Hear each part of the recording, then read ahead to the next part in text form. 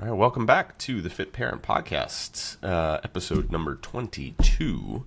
Amy is with me again today, and we are continuing with our series. This is part 4 on the building blocks of fat loss. So it would be worth you, if you have not already, going back and checking out parts 1 through 3, because that will help make this make a little bit more sense. Today is the one about sleep, which is I'm excited about. Before we get going, I make Amy tell a story as to why she's a little bit exhausted, which will kind of kick us off into our, which is ironic. Just want to remind you of the building blocks, and we're doing this in order of importance. Okay, but now we're really starting to get into some of the things that really make this easier. Okay, so as we have with protein and fiber, those things make it easier. But the only two things that really are like the physiological things that are required for fat loss are, number one is a calorie deficit, and number two is sufficient protein. If you have those two things, everything else doesn't really matter. You will lose body fat. That happens. All right. Everything numbers 3 through 7 are the things that make being in a calorie deficit and staying in a calorie deficit easier. So number 3 was fiber, which is what we did last week. Today we are talking about sleep. That is number 4. Number 5, which will be our next episode. I almost said tomorrow. Our next episode is going to be about movement, regular movement. Number 6 is strength training, and number 7 is cardio. And again, I think we oftentimes flip those on its head, and we focus more on the movement side of things versus these side of things. But today we are diving into sleep. So before we get going, and I'll have you tell your story actually a little bit later on, Amy, because I'm going to tell a story first. And I've been thinking about, I've shared a little bit about this recently, but you and I have chatted about it a little bit as well. But this is something I've just been trying to figure out the medium to have like the full conversation. And I was like, oh, this is the perfect opportunity to have this conversation about my last few weeks leading up until about Monday afternoon of this week. So 3 weeks ago yesterday, so October, whatever it was, 11th, we're recording this on November 3rd. 3 weeks ago, I went to a conference for the weekend in Edmonton, Canada. I don't even know where, I forget which province. Alberta. There we go. Alberta, Canada. And it was great. So I left on Thursday. I got back on Sunday. The conference itself was fantastic. It was great to see a lot of people that I've gotten to know in the industry, and a lot of great speakers, a lot of great information, a lot of great ideas. It was a good time. All sorts of wonderful things.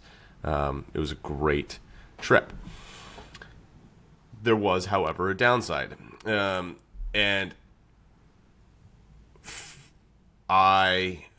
one of the downsides is obviously I was away from my family for an extended period of time, which is never fun. But you know, you kind of do those things. But I don't travel very often. That is, I know you're a little bit more of a traveler than me. I have, prior to this year, I should do this math. Prior to this year, in, my adult life, I had taken, 5 flights ever. And in my youth, I didn't really fly very much either. I went to my honeymoon. I went to a thing in Atlanta. We went to Tahoe, and we went to California. That might be it. In 7 years. And this year I went to Dallas, and I went to Seattle earlier in the year, and then I went to Edmonton. But I don't travel very often. And as such, I am not an experienced traveler, and I make inexperienced traveler mistakes. And one of those mistakes is thinking that a 6 a.m. flight is a great idea. A terrible idea. The logic behind the 6 a.m. flight was, one, there's no easy way to get to Edmonton from the East Coast. It might be easier from the West Coast, but there's no easy way to get. You have to take a connection, which I hate doing. I only want direct flights because there's already issues with delays and things like that. You don't want more moving parts. So I had to take a connection through Toronto and get over there. But my thought was, listen, if I get out relatively early, I'll get out there early. And a friend of mine, mentor figure of mine, Andrew, who was running the conference, I was like, hey, I'll get there a little bit early so I can be an extra set of hands for him if he needs anything. But just get there, get settled in, so I'm not like, rushing, whatever. That was my logic behind it. And so my flight, leaving at 6 a.m. with a shorter layover in Toronto, was going to get me there at like 1:15 local time. Because we're going back in time 2 hours. I'm on the East Coast, going to Mountain Time. So that was my logic. And I was like, this is a great idea. I'm going to get there. We'll do the whole thing. And I was right in terms of it was great to get there at 1 o'clock. I wasn't wrong about that. However, the cost of 6 a.m., I didn't do the math backward to when I needed to like wake up for the flight. So 6 a.m. flight, we're about an hour plus from Boston. So take the bus down, right? There's a bus station in the town, that Amy lives in right over from me, about 15, 20 minutes from my house. Bus takes you right down to the airport because nobody's going to drive me to the airport at 4 o'clock in the morning. No. So I have to take a bus and the buses has set times. And so the latest one that I could get there is 4:30 to be able to make my 6:10 flight or whatever, which means that bus leaves at 3 a.m. Sure which does. means I need to leave my house at 2:30, which means I need to be awake at 2. So my 6 a.m. flight has me up at 2 a.m. And then I fly 2 hours back in time. And of course, it's like the welcome night. So I go out with Andrew and a bunch of other people. And we stay out until like 10 p.m. Mountain Time, which is midnight. I've been up for 22 hours at this point. And then I wake up the next day, still on Eastern Time. Yep. Like So my you're up body at 6 a.m. clock here, at 4 4 a.m. Yeah. And then I'm awake because I'm awake. And then I go again until, so I'm just like awake all the time. And then I kind of start to move the needle a little bit, but then I realized that my flight back, in order to get back home at a somewhat reasonable time, I took the very first flight out of Edmonton on Sunday morning, which was a 6 a.m. flight. So I had to be up at 4. And then I didn't get back because of a delay. I didn't get back until after midnight, Sunday into Monday. Oh my goodness. So that was another ridiculously long day, and I was exhausted from a full weekend as well as I was just playing catch up all weekend. And I got back, and so I was so exhausted on Monday that I couldn't, it took me 2-3 days to get back on like a sleep cycle, and get caught up a little bit on sleep, quote unquote, caught up on sleep or feel normal again. Yeah. It was like Wednesday or Thursday by the time that happened. I say all this to say this. Because I was so exhausted on Thursday when I left, my plan was, I was like so jazzed about this because Thursday and Friday are 2 of my big work days to get things done. And I had a bunch of stuff I needed to get done. And I was like, oh, well, I'm going to be able to work on the plane. And I have a couple layovers I have a 3-hour layover on Thursday. I got a 5-hour layover on Sunday, plus the plane rides. And even if I don't get much done on the plane rides, those layovers are going to, like, what else am I going to do? I got a layover. I'm just going to sit there. I can get some stuff done. I can do some writing was what I needed to do. I needed to do a lot of writing. But I didn't realize, I didn't think through how exhausted I was going to be. So then I get on the plane at 6 a.m. and I'm like, I can barely look at my computer screen, but I can't fully sleep because I'm on a plane.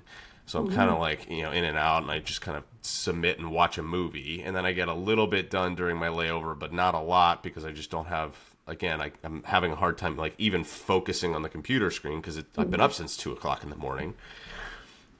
And then the flight on the other side. So I don't really get anything done on Thursday. And then the same thing happens to me on Sunday. So that's 2 work days gone. And then Monday I'm exhausted, so I'm not super productive on Monday. And then Tuesday I'm exhausted, so I'm not super productive on Tuesday. And I'm playing catch up. And so all of a sudden I'm 4 days behind on work. And it starts to feel like, man, there's a lot that I have to do, and I feel like garbage. Like I feel like a schmuck because I haven't done anything.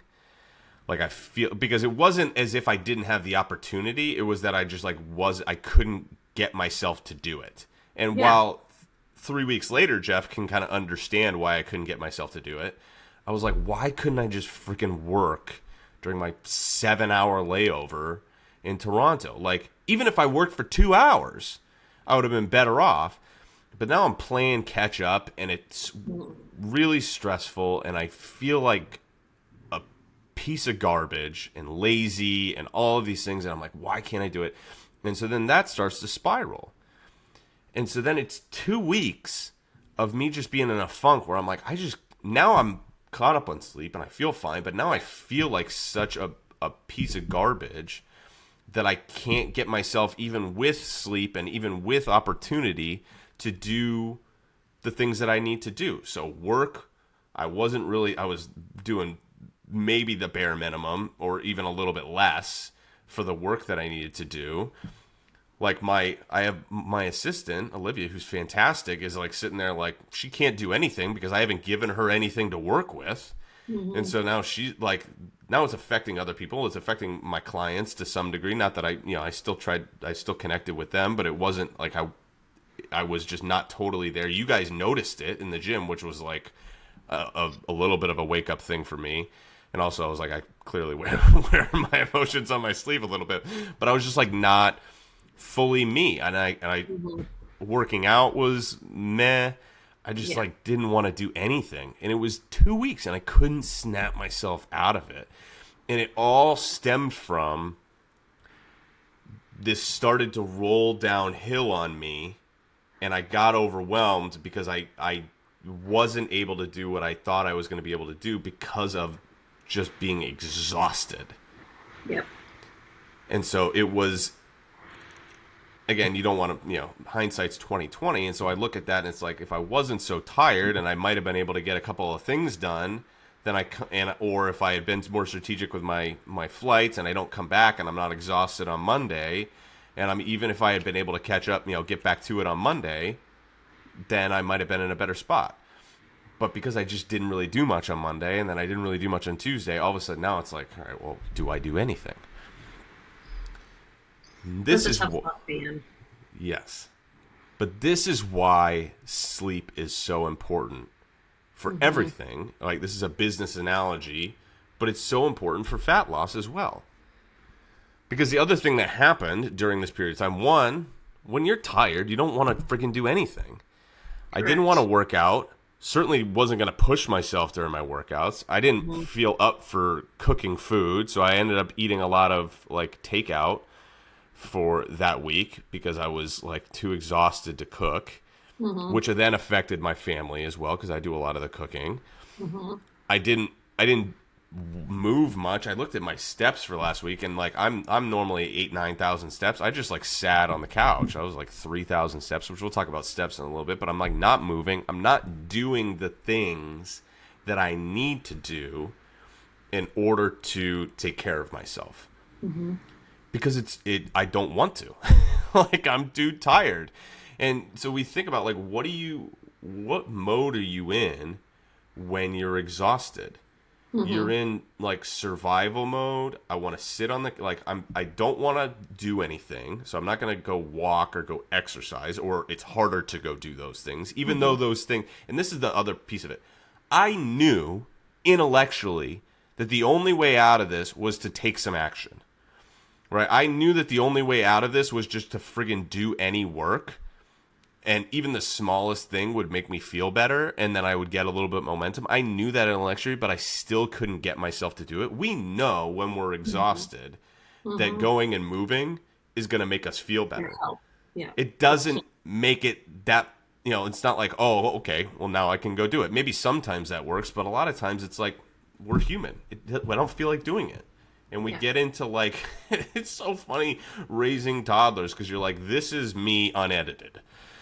Like we become more of a version of the toddler version of ourselves when we're exhausted. Like, I don't want to. You can't make me. Oh, poor Megan. She has 4 of you. I'm not always a toddler. Okay. She has toddler moments too. We all do. That woman is perfect. Yes, she is. Nobody knows better than me that I married very much up. She's an angel. You can't say anything wrong about her. But we become the toddler version of ourselves when we're exhausted. We're not like, if I'm tired, I don't want to have a salad. Right. I just don't. I want comfort food. I want food handed to me. I don't want to cook. I don't want to prep anything. Even if it's like, if it had been prepared for me, I did some of that, right? So like I had some stuff that was prepped because I tried to think ahead, and I was like, I'm not going to want to cook when I get back on Sunday. So let me cook some stuff so I have it when I get. So like I was still eating. I ate the food that was there, but once it was gone, I wasn't going to make more of it. But I also wanted more of other things. And so we're just, our ability to make conscious decisions or decisions that we're proud of, our inhibitions are way down when it comes to poor sleep. And we get into survival mode, and we just try to, like, it's all we're thinking about is like, I just want to sleep more, man. And but then it's also a vicious cycle, because then we're like, don't go to sleep. We like stay up late because we feel like, oh, I didn't do anything today, so I'm not even tired. And then we stay up late, and it's a vicious cycle. So that's the same thing that happens when it comes to, that came with my business. And it's what happens when it comes to our fitness and our nutrition. Even when we're doing better, right? Like, oh, we've quote unquote caught up on sleep, or we have a decent night's sleep. We get into a funk if we string together enough days where we feel like a slug, that we think that that's what we are, even if the sleep thing isn't a factor. Totally. I've had a couple of days like that myself in my adult life. Yeah. Just a couple. So. Just a couple. So this is why it's so important, is because not because the magic of like, oh, okay, like you can get into the like, okay, you know, you're building muscle when you're sleeping, because that's absolutely true. Like, yeah, sleep is restorative, all that. It's restorative and all these things for the mind, for the body, all these things. Like, you don't build muscle in the gym, you build muscle in your bedroom, right? By sleeping. No, don't even don't go there. Oh my word. I have a note here that I don't even want to say later. So I'm afraid of where you're going to take it, but but you build muscle while you're sleeping, which is absolutely true. And going back to the calorie deficit conversation that we had before, right? Building muscle is part of having a calorie deficit, because you're going to have more calories that you're burning. It's good for your body, tone, body, all these kinds of things. It's good for your health, all these things. 100% accurate. But the biggest reason is that it's the driver of everything else. You walk in and it's almost become a thing now too, like where it's like a state of being that people will ask you, how are you, and will say, I'm tired. Yeah. As if that's like, you know what I mean? Like, and we almost it's say like, it even if we're not, like, for like empathy or whatever. Or like being exhausted has almost come to like a badge of honor, like team no sleep and hustle culture and all these kinds of things. And it's like, sleep is for the weak. I'll sleep when I'm dead. It's like, you're like, some people are psychos. Like, I know some of these people, like, I'll call him out because he would own it. Luca Hochevar, who's one of the guys I went and saw in Edmonton, and I've seen him a few times. He's a great coach. He'll say it himself. He's like, I'm a different breed of human. Like, he works like 19 hours a day. He just is always going. He's always on, like, and he can run on less, you know, whatever. He's a special breed of human. But most of us can't do that. No. And we need sleep in order to do the other things that we need to do. It's the gateway to everything else above. You're not going to want to eat you're not going to crave protein or fiber or want to be in a calorie deficit when you're tired. Nope. I crave bread with jam. Like, give me all of the carbs and sugar. That's what I need for the immediate energy. Yeah, we get into that. Like, I need the energy. I need the whatever. And and your ability to say no to things that you would normally be able to say no to, and be mindful and be intentional. Say yes to things that you would normally say yes to. Those are things where our feelings can kind of drive our actions. So when we're talking about sleep, now we're going to get into that's why it's important. Now I want to talk about what's important, and then we're going to talk about how to do it better. Okay, this is our roadmap. All right. So what is important about sleep? It's very easy for coaches because it's social media, right? 7+ hours of sleep, 6 to 8 hours of sleep, 8 hours of sleep, right? Whatever, 8 to 10 hours of sleep. Pick your whatever. Duration matters less than quality. Duration of sleep matters less than quality of sleep. Meaning, because we've all experienced this, right? We've had a night where we slept like 10 hours and we wake up more tired. And we've also had nights where we slept like 5 hours and woke up refreshed. Yep. Okay, so we can anecdotally verify this and say, you know what? Yeah, that is the case. So when we're thinking about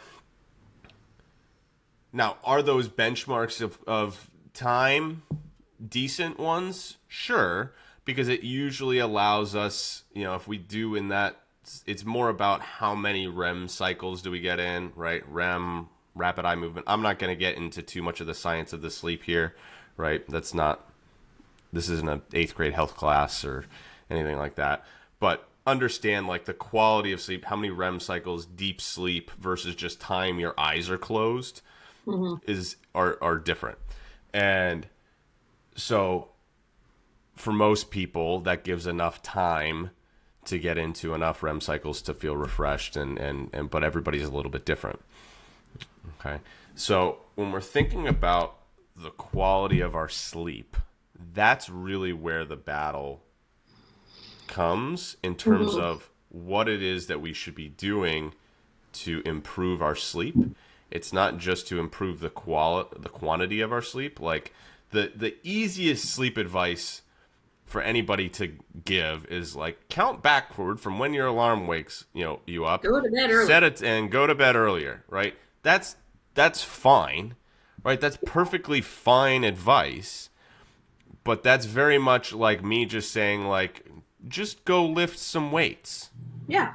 You could go lift some and you will, you know what I mean? But like there's the thing and then there's the how do I actually do it and get something out of it. Or I can just go to the gym and move stuff around for an hour, or I can go to the gym and get better for an hour. And what I'm doing within that time is determined oftentimes by the plan that I have around it. So, want to think about a few different pieces, but the biggest piece when we're thinking about sleep is the setup. The setup, both from environment, both from a routine, both from and the triggers to kind of go in there, and then also the things that can disrupt sleep, and that's where we'll get to your story here. So actually, let's start there with things that can derail sleep. Okay, so we're going to start with the don'ts, and then we'll go to the do's. And I'm not saying that you can't ever do these things, okay? But this is where the quality versus quantity thing can matter. So I heard this story today. So you did this a little bit last night, but let's just say, for instance, that Megan and I go on it like normally, all right, working backward. On yesterday morning, my alarm goes off at 4:30.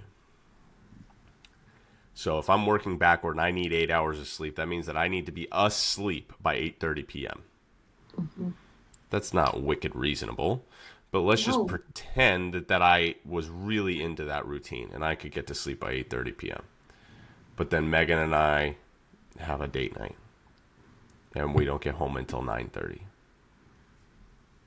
Am I going to feel guilty because I've ruined my sleep, right? I'm going to go into it and I'm like, my sleep's all jacked up. And I'm going to feel like, listen, I was just with friends and we were out having a good time. I'm probably not going to come home at 9:30 and be like, I'm asleep in 4 seconds, right? You got to kind of unwind a little bit from that process.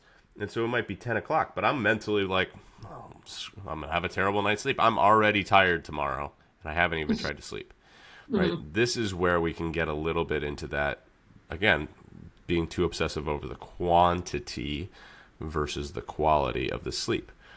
But there are some things, right, that can impact the quality of our sleep that fall into that. So let's just say that, again, that date night example, and I go and I have a couple of drinks. Again, I am not sitting here, right? You know that I love me a good margarita, right? You're not going to hear me say you can never drink alcohol, but there is no health benefits whatsoever to alcohol. None. No red wine, antioxidants, like eat a grape. Like don't drink fermented grapes. Eat a grape. Like eat a plum. There's no benefits to it. And there are many adverse effects of alcohol on your health.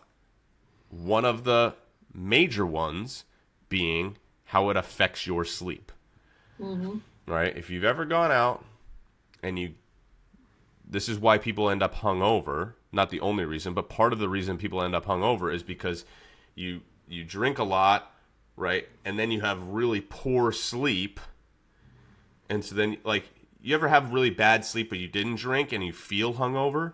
Yes. That's it. Yes. I know that's you. All the time. You have a headache and your eyes hurt and you're like, the light is bright and I don't want loud noises. You can't focus. It's a combination of the two, but like your brain doesn't get to fully relax because of that. So alcohol can absolutely affect your ability to get a good night's sleep. Eating or drinking anything later than normal or more than normal on the back end, right, Ken? And this is where I want to tell your story. But let's just, real quick, let's just say that I drank a whole big Gatorade right before bed for some reason, right? What's going to happen, right? I'm not 19 anymore. I'm going to wake up and need to pee in the middle of the night. That interrupts my sleep. Okay, so figuring out how to mitigate some of those things can affect my sleep. So I want Amy to tell her story about last night because this is the most on brand for Amy thing I've ever heard in my life. Where were you last night?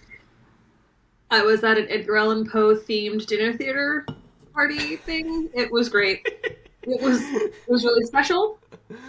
Actually, it was really cool. Did you dress up? No, I didn't. Other people may have. I wore all black because, like, I feel like you have to. And I may have had dressed up. You dressed for the occasion. I did, and I may have worn my coat that looks like I skinned a Muppet.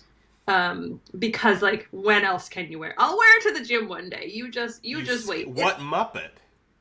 I don't know. Whatever one is like yellow. It's like Big Bird. Or Big Bird's not no, he's feathers. I'll wear it someday. It's cooler than it sounds. That sounds terrifying. I'm not gonna lie to you. This is cool. Cool might not be the right word, but I'll let you keep going. It was an actor who, like, embodied Edgar Allan Poe and performed 4 of the Edgar Allan Poe short stories and then closed with The Raven, obviously. Yeah. But it was at Clay Hill Farm, which is a great local, like, it's like a farm to table restaurant.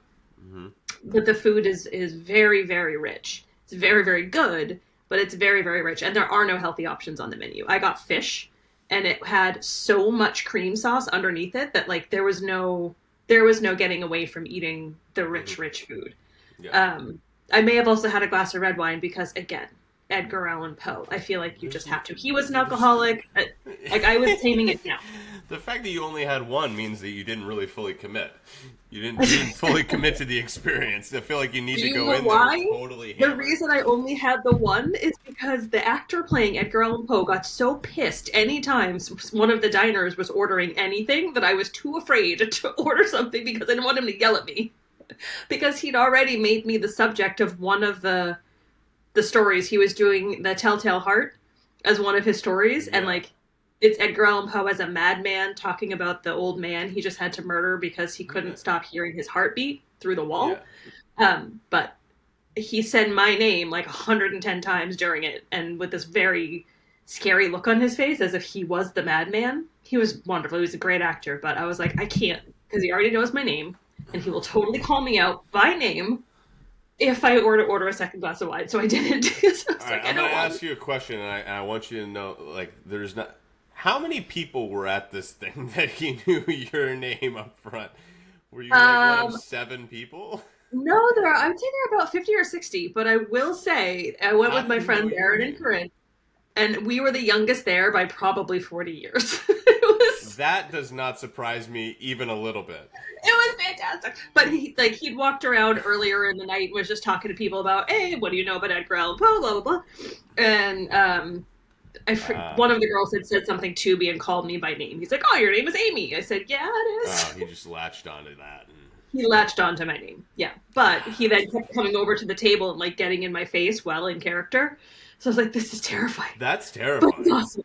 Well, But I'm sure because that, of like, it might not have for you, but that would have given me nightmares, and I would not have been able to sleep. Just that part of it. Like, It was taking aside every other factor in it, like, that in and of itself would have been, like, that would have woken me up in the middle of the night.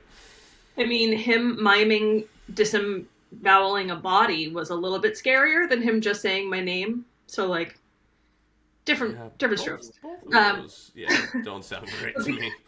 I'm a big... wonderful. I like Disney movies and sitcoms. Like, I don't do this real life type stuff. Freaks me out. So I turn my front yard, because Halloween was just a few days ago. I haven't taken my stuff down yet, but I turned my front yard into a historically accurate graveyard. So I have Edgar Allan Poe's gravestone in my front yard. Like, I have historic figures throughout history, and their actual epitaphs are on the gravestones in front of my house. Because I'm me, and like, of course, I can't just buy something. I have to make it. It has to be a learning opportunity for the neighborhood children. The neighborhood. You're such a former teacher. I know. You So gotta we answer were a out. trivia question to get a piece of candy. Yeah, but that's not weird. How did they learn? I saw No, it wasn't one of my really- a trainer that I know. His name's Ben Bruno. Lives out in Los Angeles, but is from our neck of the woods. Does a thing where he posted something. And it's like you can do squats and you get extra candy. So he's got a bunch of kids Ooh. doing body weight squats in front of his house, and he's just throwing candy at them. I was like, this is how a trainer does Halloween. That's how you do it. He also has a bucket, so candy for kids, and then a bucket of drinks for adults. Oh yeah, our neighbor. We know which houses to hit that do the candy shoot and a beer shoot. But I will say you have to like be very careful catching a beer that's coming through a chute at you. I would imagine. That's a Check that out. velocity. Yeah. Yeah, definitely hurt my hand on one of them. But Yeah. anyway, so we had a lovely night, but it was a late night and it was a rich food night. And I remember sitting at dinner thinking, I'm not going to sleep well tonight because of everything that's happening here. So, which may have been a self-fulfilling prophecy a bit, because at around 2 a.m., my stomach was just like, nope, you're done for the night. Like, you're up now. So I've been awake since 2 a.m. I went downstairs and sat on the couch with the dog and like turned on an Egypt documentary, hoping it would make me fall asleep, but it was a really interesting one, so I stayed awake and learned things. This is so who I am. This is like the most Amy sequence of events I've ever heard in my life. Oh my Yeah. gosh. Getting Yeah, to know so Amy in the that was sleep my episode. that was my night. So I've been up since 2. On and off. I dozed on the couch, but you know that couch sleeping does not equate to bed No, sleeping. It's just no, it's not as restful. no, it is not. Uh, No, it's yeah, not. good times. So I have a very busy day ahead of me, so I'm already nervous for like I'm gonna screw something up because I'm so tired. Like I Yeah. can't focus.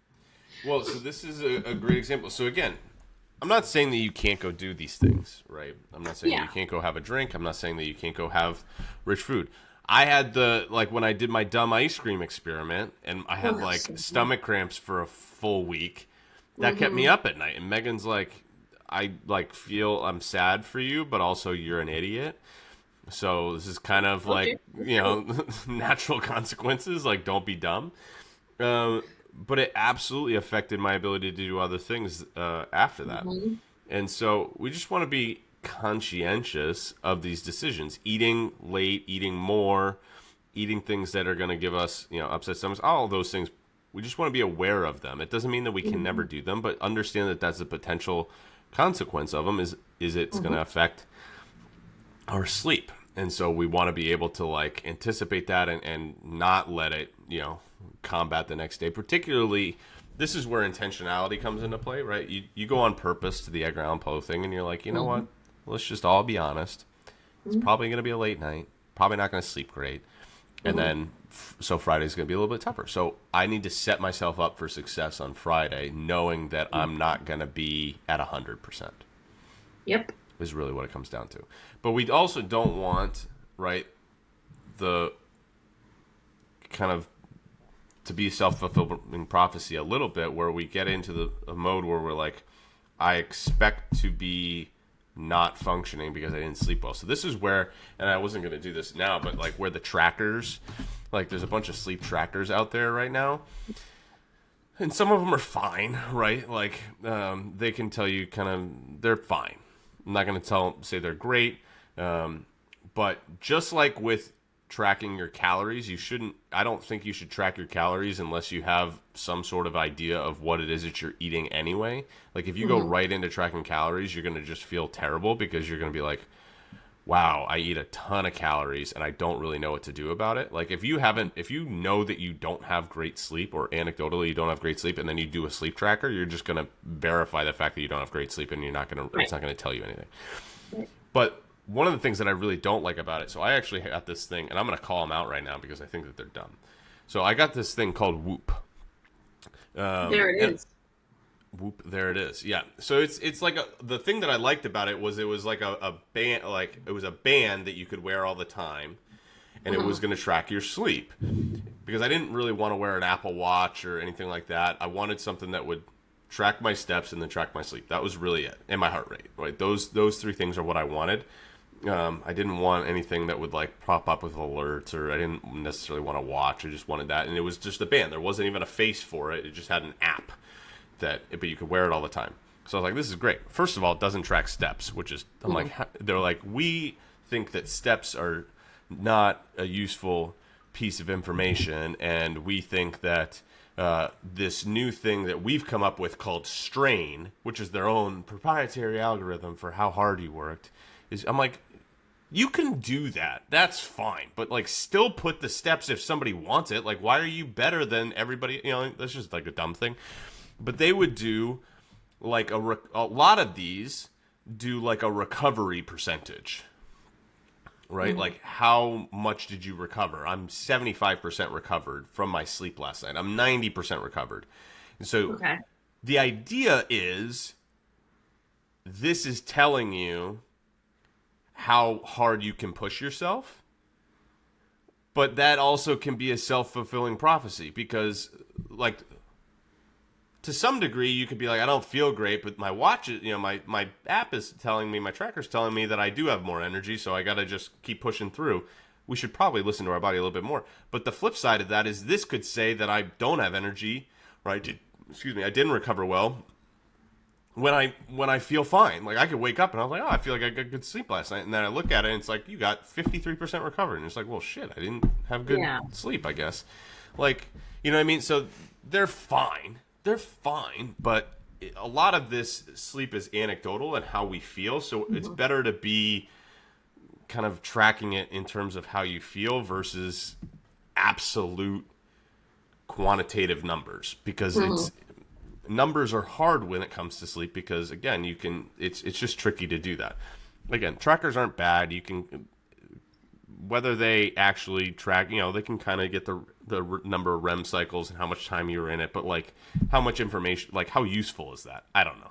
I think most of us who have ever used any of these sorts of trackers, it's exactly like you're saying. It's just showing us what we already know, and we don't have the understanding to take that information and do something with it. It's more just like, that's how it was.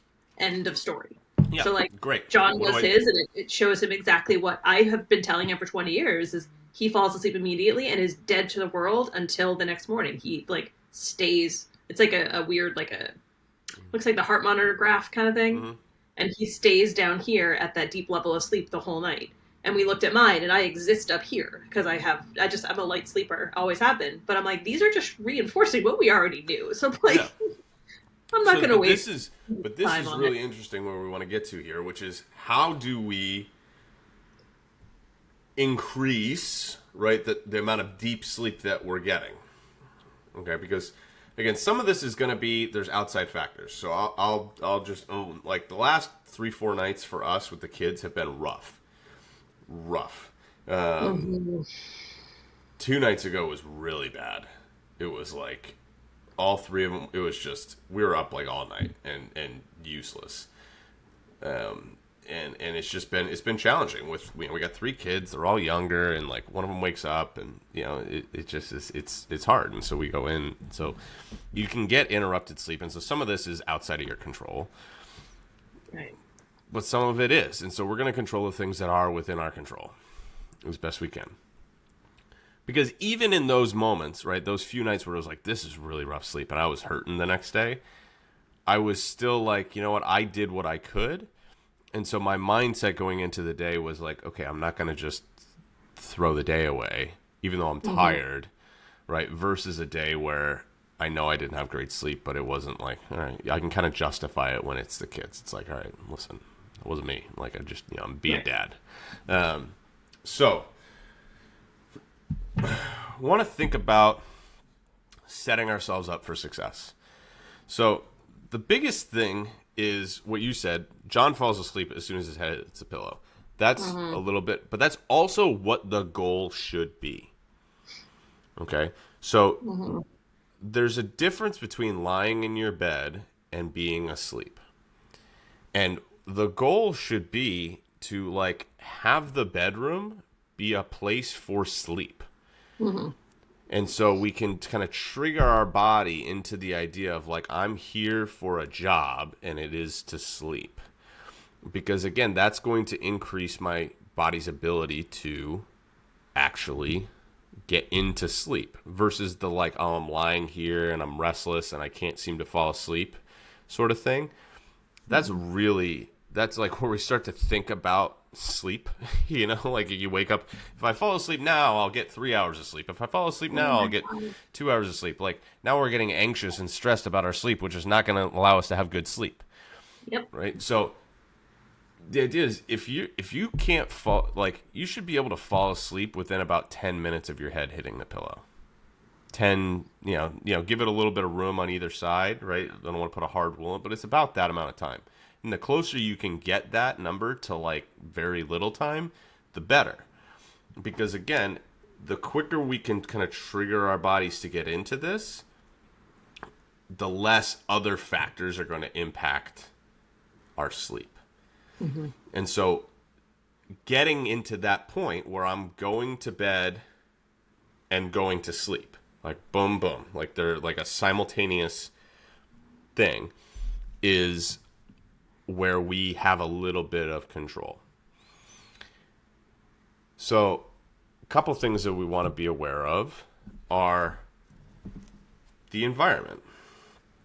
So some easy things, right? Blue light, we've probably all heard this, blue light from screens alerts the brain, right? So it's best if you can try to get away from a screen 30, 60 plus minutes before you're going to bed, right? So watching TV in bed, not great. Okay. Right. Being on your phone in bed, even worse. Now, you're grown adults, right? So I'm not going to tell you what to do, but like that's not the best choice in terms of what. So if I can flip that and get away from that sort of thing, and get like red light or orange light, you can even buy these on Amazon. Mm-hmm. Right, that's going to increase.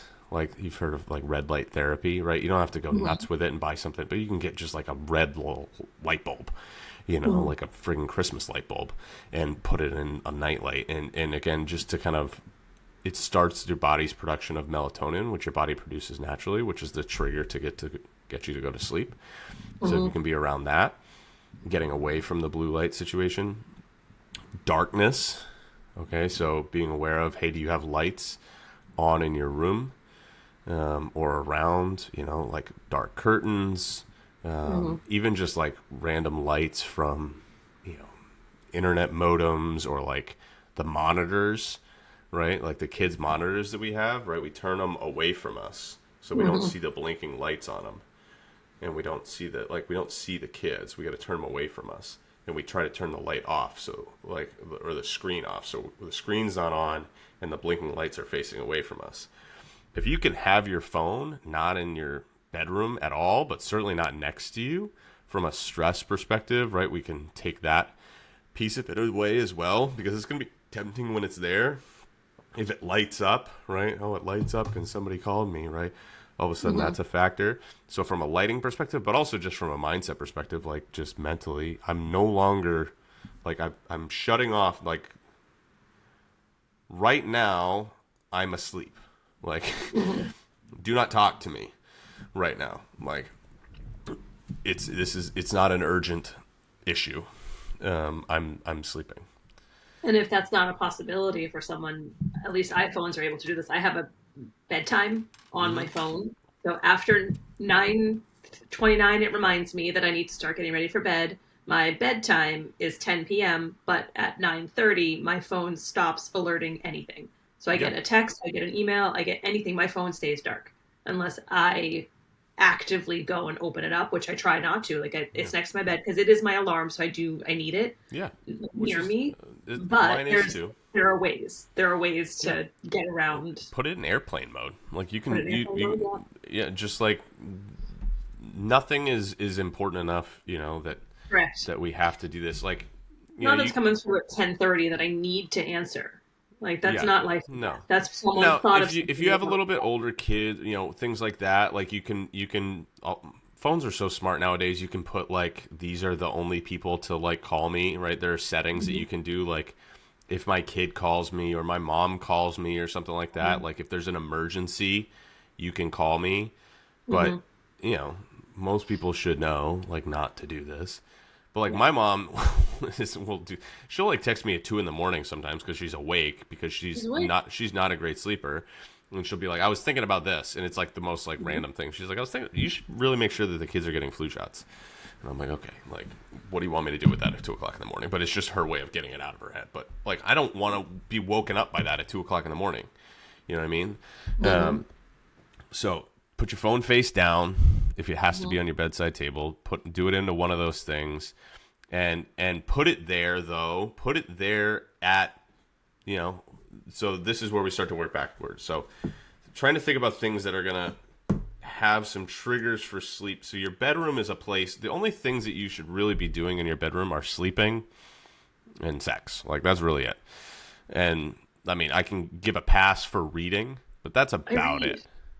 I read in bed every Yeah, night. which is fun. I want to talk about reading in a minute, but like it's not a place for us to do work, right? Don't do, Mm-hmm. like it should be a calm, like I'm not a big zen, but it should be a space that has a designated purpose.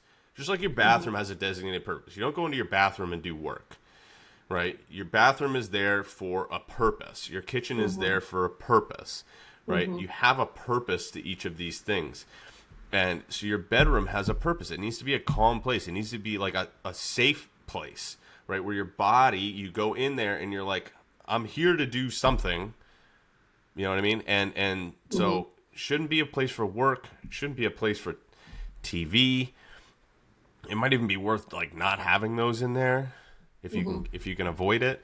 Like we never watch TV in our bedroom. I have it in there because it's the only place in the house that I can fold laundry where the kids won't attack me. And so like on occasion, or like I can be halfway through laundry and leave it. And so that's the only scenario where, but I don't like doing that. Like I wish that like as soon as our kids are old enough that I can tell them like, do not touch the laundry or I will throw you out of this house, and they'll understand what I'm saying. I give it a year.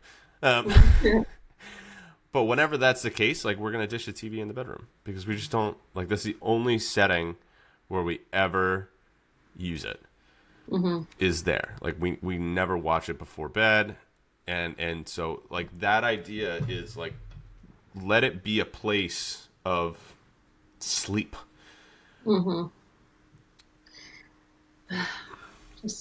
Eating in bed. Oh no, this is because of crumbs though. Like no, but again, it's like, what are you doing? Like I love my wife desperately, but she'll do this like, and she does the worst stuff too. Like she'll eat like a popsicle, and I'm like, that's gonna drip all over this bed, and I'm like, Megan, this makes me so mad. And she's like, I don't care. This is my bed to do. And I was like, okay, that's fine. Like, you're a grown woman, you can do it. But like, and she'll own that, like, she does that and she knows that it's ridiculous, but she does it anyway. But it's not a great thing for us to do because it's like there's too much happening. It's not like you're in college where this is your dorm room and it's your bedroom and it's a living room, right? Like, this doesn't have to be all purpose here. Like, you're there to sleep or other things, discretionary activities. It's a very polite way of saying it. Yeah. Well, I said the real thing earlier. That was about as much gymnastics. Gymnastics. Oh, so then this is where the routine thing, again, can be part of it. So if I have the space that's there, okay, and this is all that I do, then we got to start to unwind our brain. So this is a circadian rhythm type thing. We're starting to slow down and trigger to our body that it's time to get ready for bed. Just like we do with our kids, right? So this is the best example, right? If my kid was playing, let's just say that my 3.5-year-old Levi was playing with, running around and building a thing, and I literally just took him and put him in his bed. And I said, time for bed, boom, there. No chance he sleeps. No.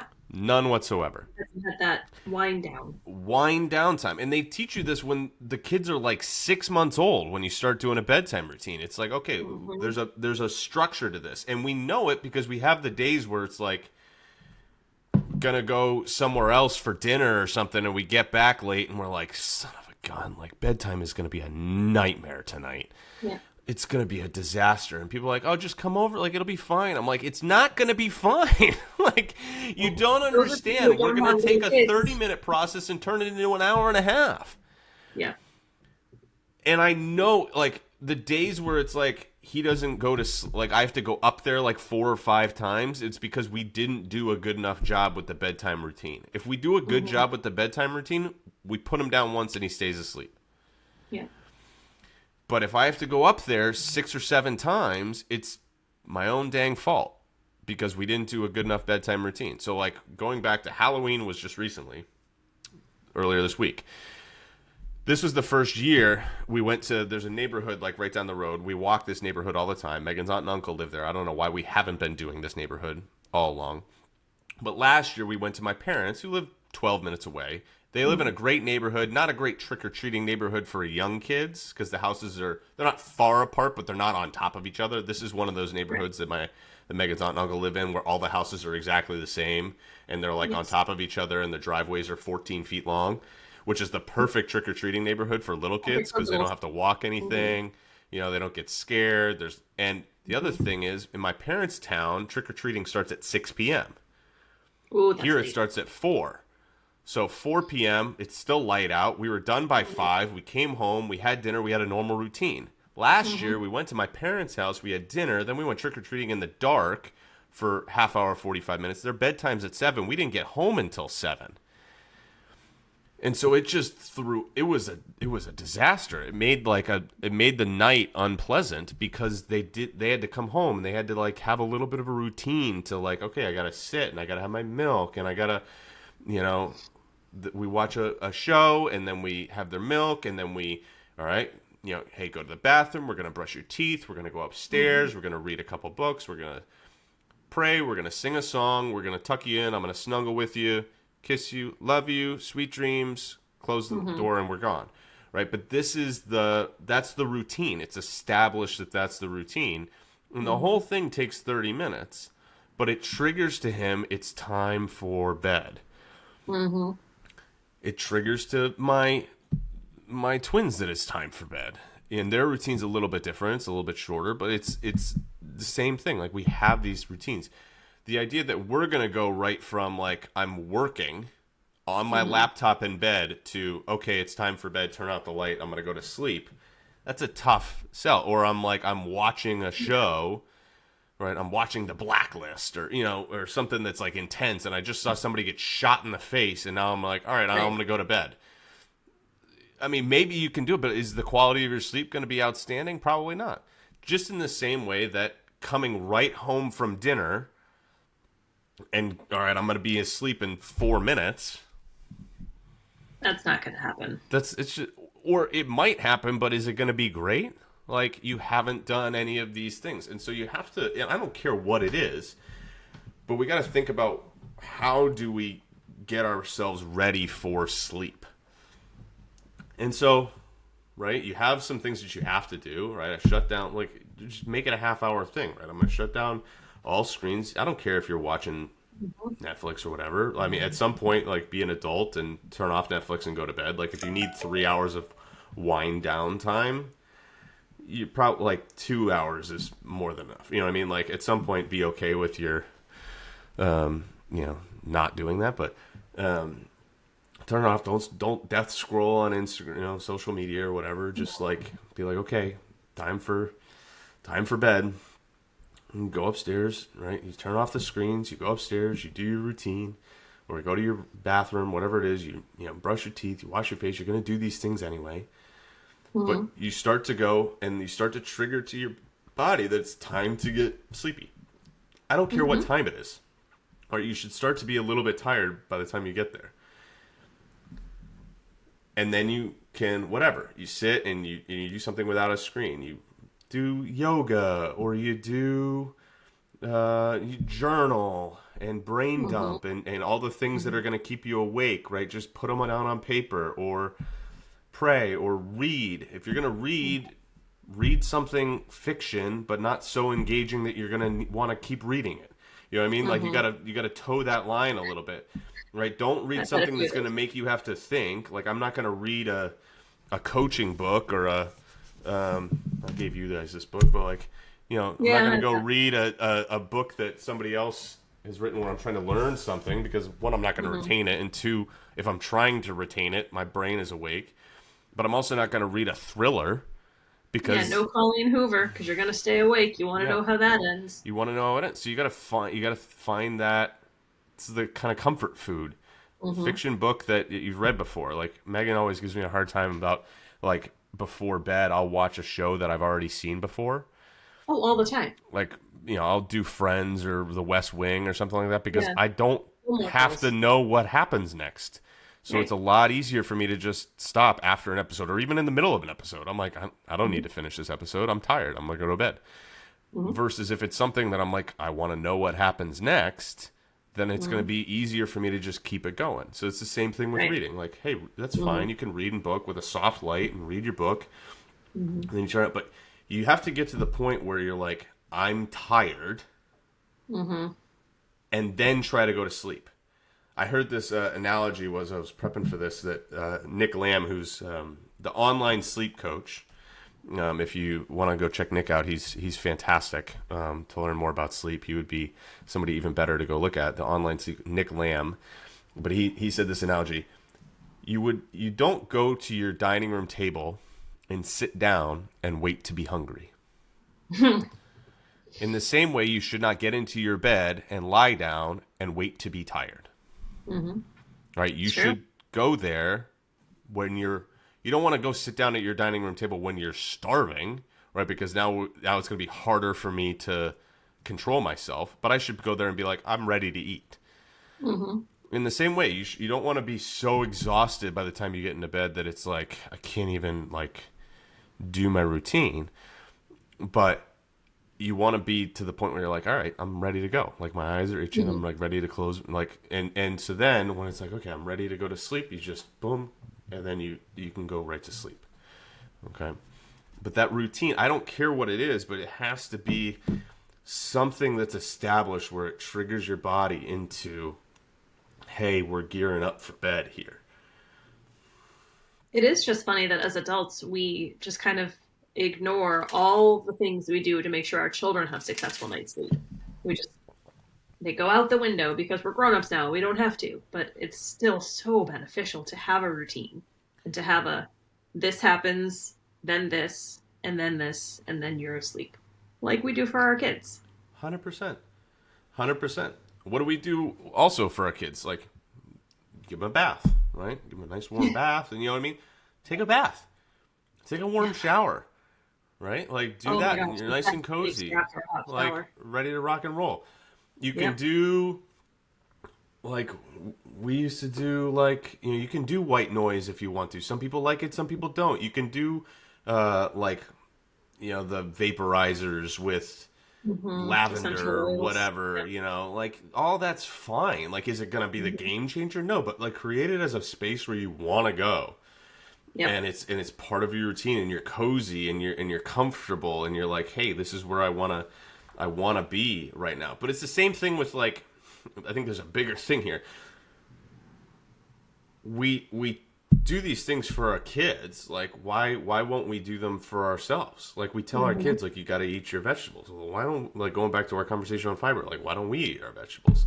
You know what I mean? Like, the same thing. Why do we tell them to our kids? Because they're good for them. Well, like, let's be the adult in our own lives. You know, like, you have these moments where you're like, I don't know when I became an adult, like a fully fledged adult, and we are still, like, you know, we talked about, like, the whole boot camp thing, and, you know, we still all have a lot of immaturity at heart, but, like, we are the adult in our own lives. Like, there's no point anymore where we can say, like, help, I need an adult. Like, no, you're the adult. You have to be the adult in your own life, and you are in so many different things. So, like, be an adult and go to bed.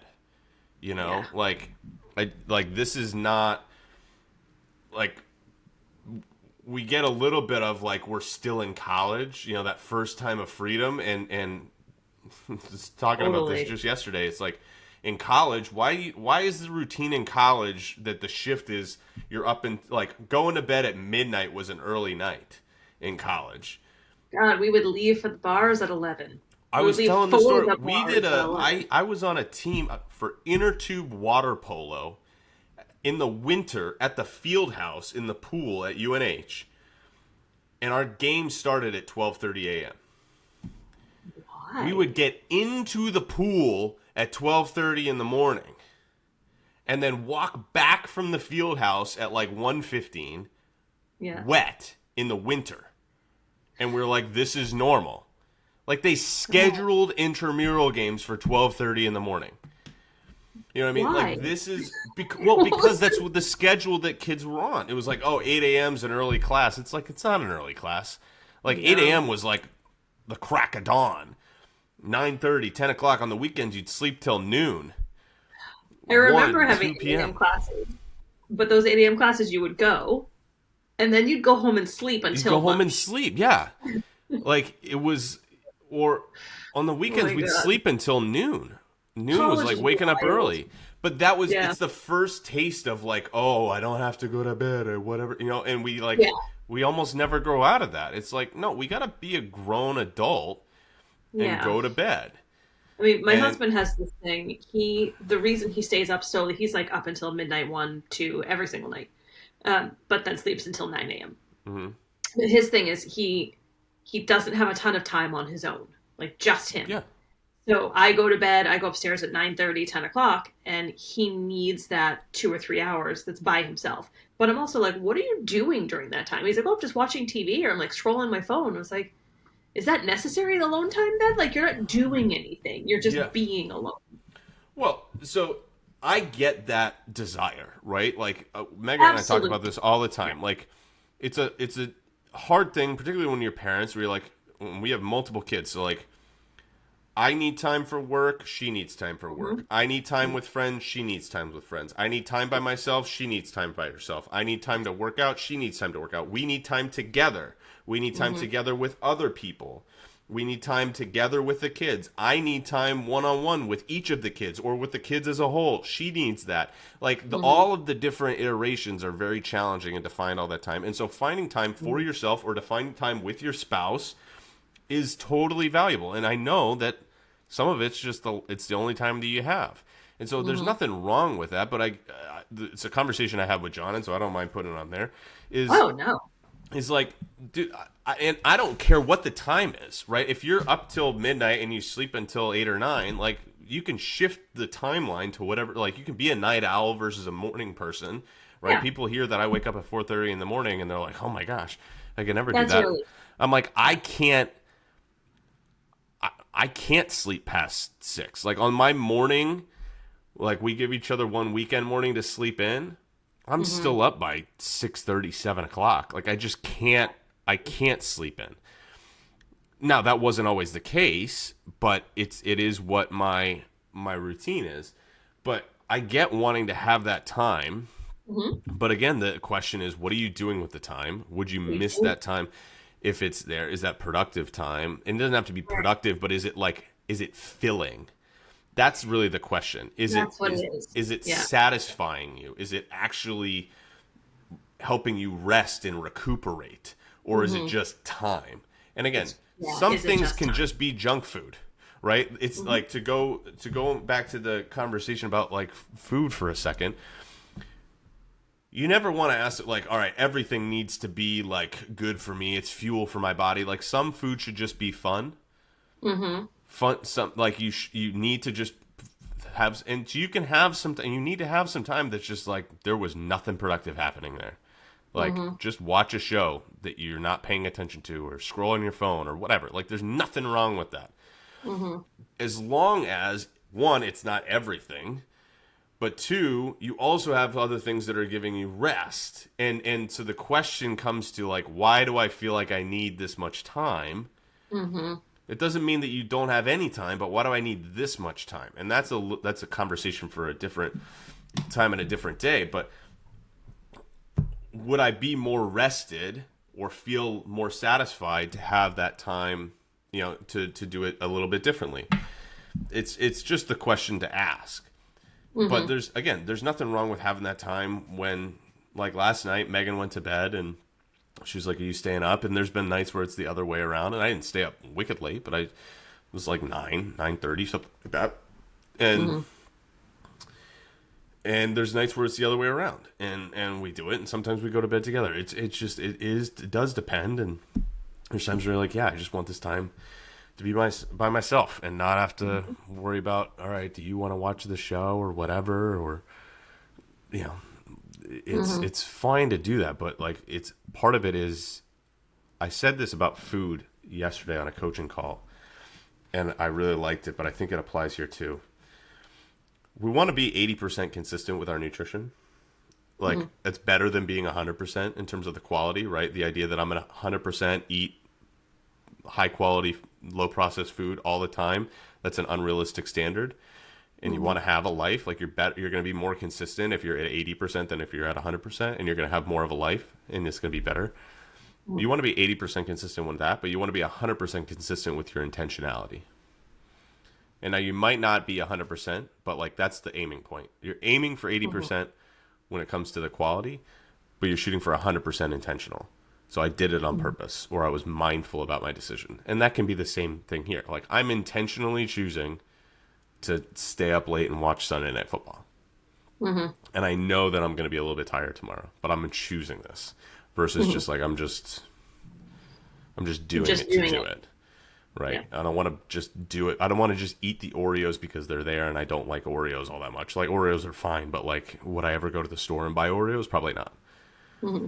So in the same way, I'm not going to be like, are you going to sit there and be like, oh man, you know what really, really satisfied me last night was that 7 hours that I just scrolled on Instagram.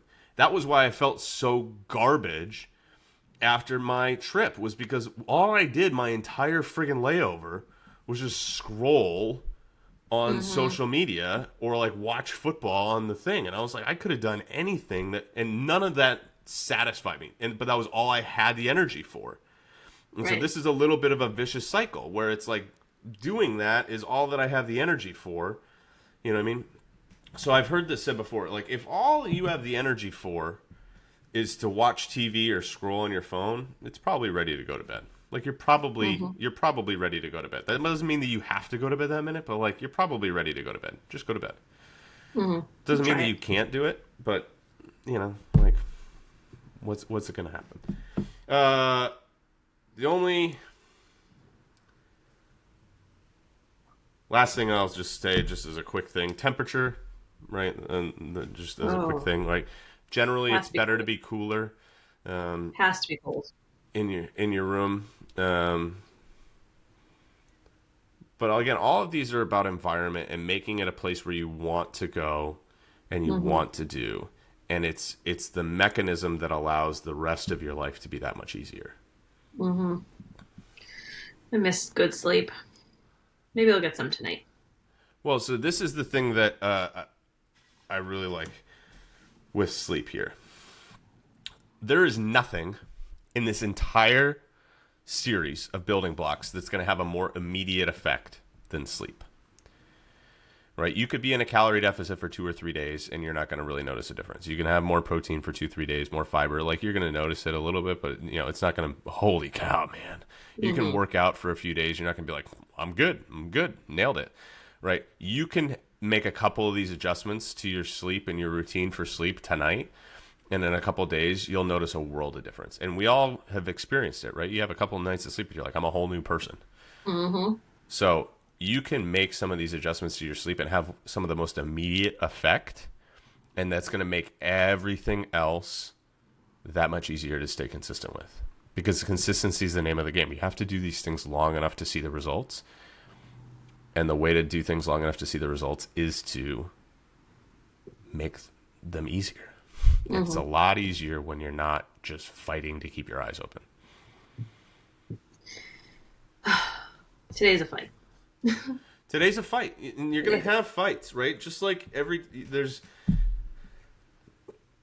some workouts are going to be 10 out of 10s. And you're going to hit personal records and you're going to crush. Some workouts are going to be 2 out of 10s where you feel like garbage and everything feels freaking heavy. That was me yesterday. Megan was like, I did it my last set. I was like, that was friggin' heavy. She was like, was that a personal record? I was like, that was 70 pounds less than a personal record, but it felt heavy as crap. Some days are going to be that way, but most days are going to be 7 or 8s out of 10. Yeah. But you need the 2 out of 10 days in order to have the 10 out of 10 days. But most of the time, you got to fight through the 2 out of 10 days because you'll get the 10 out of 10 days. But you're aiming to try to just move. If your norm is a 5 or a 6 right now, we're just trying to move that to a 7 or an 8. So you're waking up most days, you're like, I feel pretty good. I'm not feeling like, every now and then you're going to have a day where you wake up and you're like, I could run the world today. But then you're going to have some days where you wake up and you're like, it's not great. Yeah. Find that middle ground. Well said. Last thoughts? No? Yes? Great. I'm too tired to have last thoughts. Get a good night's sleep tonight. Everybody go get a good night's sleep tonight. And we will be back with our next episode, part 5, movement. Woo. Now we're starting to move the body. We've spent 4 parts not moving, but now we're going to move, which is one of my favorites. It's neat.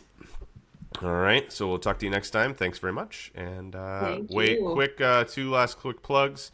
One, if you haven't already, send me a message on Instagram. I would love to hear that you're reading this. I'll link it in the show notes at Jeff Dalzell Fitness. And I can also send you a resource on sleep as well. I have a PDF that I can send you if you've made it all the way to the end of this episode. And go check out Nick Lamb if you want more information about sleep as well. He's great. And we'll chat with you soon.